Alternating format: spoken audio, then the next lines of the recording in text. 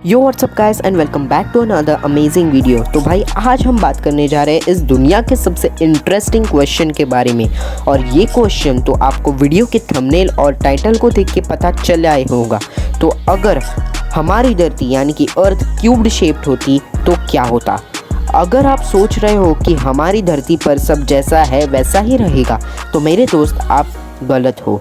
अगर आपको ये सब जानना है तो हमारी इस वीडियो के एंड तक बने रहिए और हम निकलते हैं इस सफ़र पर। So without any further Rideau let's get right into the video.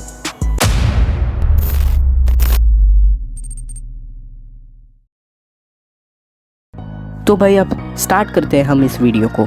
तो क्या आपको पता है कि नवंबर साल 1884 में द न्यूयॉर्क टाइम्स के न्यूज़पेपर में एक ऐसा आर्टिकल छपा था कि सिर्फ लोग ही नहीं बल्कि सारे साइंटिस्ट तक शॉक हो गए थे।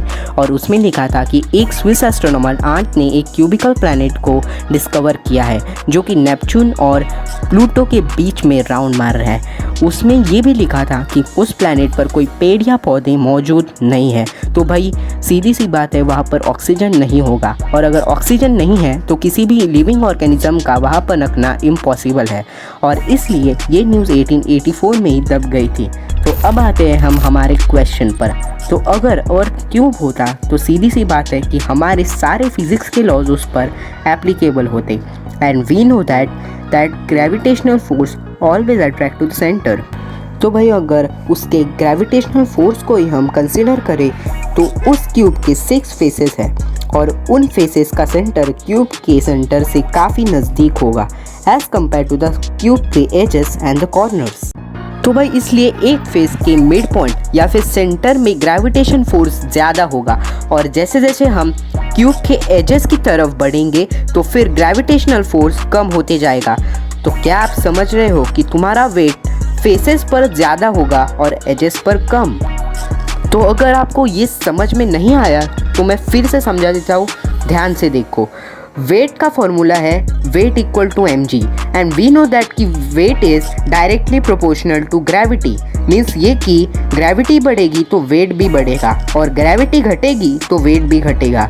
और अगर हम फेस से एजेस की तरफ चलना स्टार्ट करेंगे तो हमें ऐसा लगेगा कि हम एक माउंटेन पर चढ़ रहे हैं और जब हम एज से सेंटर तक आएंगे तो हमें ऐसा फील होगा कि हम अब माउंटेन उतर रहे हैं।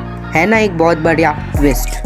तो सीधी सी बात में बताऊँ तो ग्रेविटी परपेंडिकुलर एक्ट करती है किसी भी चीज़ पर और टूवर्ड सेंटर खींचती है। तो क्यूब शेप में ग्रेविटी आपको हमेशा क्यूब के सेंटर में खींचेगी और इसलिए जब आप फेस से एजेस की तरफ बढ़ना स्टार्ट करोगे तो ग्रेविटी तुम्हें पीछे और नीचे के डायरेक्शन में पुश करेगी और इसलिए तुम्हें ऐसा लगेगा कि आप माउंटेन उतर या चढ़ रहे हो।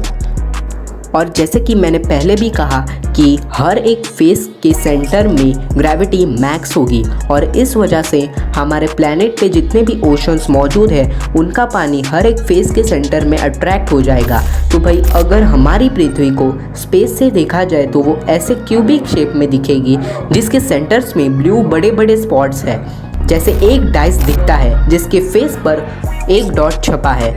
बट अब एक प्रॉब्लम आती है, अगर सारा पानी सेंटर में अट्रैक्ट हो जाएगा तो जो हमारा फ्रेश ड्रिंकिंग वाटर है वो ओशन के सॉल्टी वाटर से मिक्स हो जाएगा और इसलिए सेंटर के अलावा पृथ्वी पर कहीं पर भी पानी का एक भी बूंद नहीं दिखाई देगा।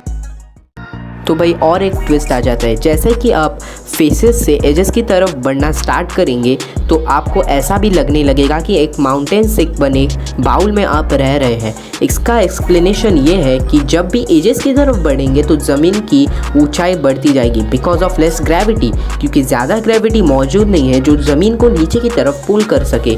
और इसलिए हम जब भी किसी एज तक पहुँच चुके होंगे तो लाइक लिटरली पहाड़ हमारे माउंट एवरेस्ट से भी 400 गुना ज़्यादा ऊंचाई प्राप्त कर चुके होंगे और हमें हमेशा ऐसा ही लगेगा कि हम एक माउंटेन से बने एक बाउल में आकर रह रहे हैं। तो बात हो गई अब ये पानी और माउंटेन्स की इन अ क्यूबिक शेप प्लैनेट। पर क्या आप जानते हो कि हमारी पृथ्वी पर मोस्टली एक ऐसा सरफेस होगा जहाँ पर हम बिना स्पेस सूट के नहीं जा सकते। नहीं समझा ना? तो चलो इजीली समझा देता हूँ। नॉर्मल पृथ्वी पर जो एटमॉस्फेयर है वो सभी साइड से इक्वल है क्योंकि ग्रेविटी भी सभी जगह से इक्वल है, पर क्यूबिक शेप में सेंटर ऑफ फेस में ग्रेविटी ज़्यादा होगी और इसलिए एटमॉस्फेयर हर फेस के सेंटर में एक बड़ा सा बबल बना लेगा। और अगर हम उस बबल से बाहर जाने की कोशिश करेंगे तो हमें स्पेस सूट कंपलसरी पहनना ही पड़ेगा। तो सीधी सी बात है भाई, अगर एटमॉस्फेयर नहीं होगा तो हम डायरेक्टली स्पेस के ही कांटेक्ट में आ जाएंगे और इसी वजह से हमें स्पेस सूट पहनना पड़ेगा। अब सबके मन में एक सवाल आ रहा होगा कि भाई फेस के सेंटर में अगर पानी है और एजेस पर बड़े बड़े माउंटेन्स हैं और एटमॉस्फेयर भी लिमिटेड है, तो हमारे पास कितनी जगह बच रही है जहाँ पर हम शांति से सांस ले पाए। तो कैलकुलेशंस के मुताबिक जो पानी सेंटर में होगा उसका एस्टिमेटेड डिस्टेंस करीब 4000 किलोमीटर होगा और जो एटमॉस्फेयर का बबल है उसकी ऊंचाई करीब 100 किलोमीटर और वो बबल ओशन को तो कवर करेगा ही, पर उसके आजू बाजू सिर्फ 10 किलोमीटर का ही एरिया कवर करेगा। तो हमारे पास सिर्फ 10 किलोमीटर का ही एरिया होगा और अगर हम उसके बाहर चले गए तो हमें स्पेस सूट पहनना ही पड़ेगा।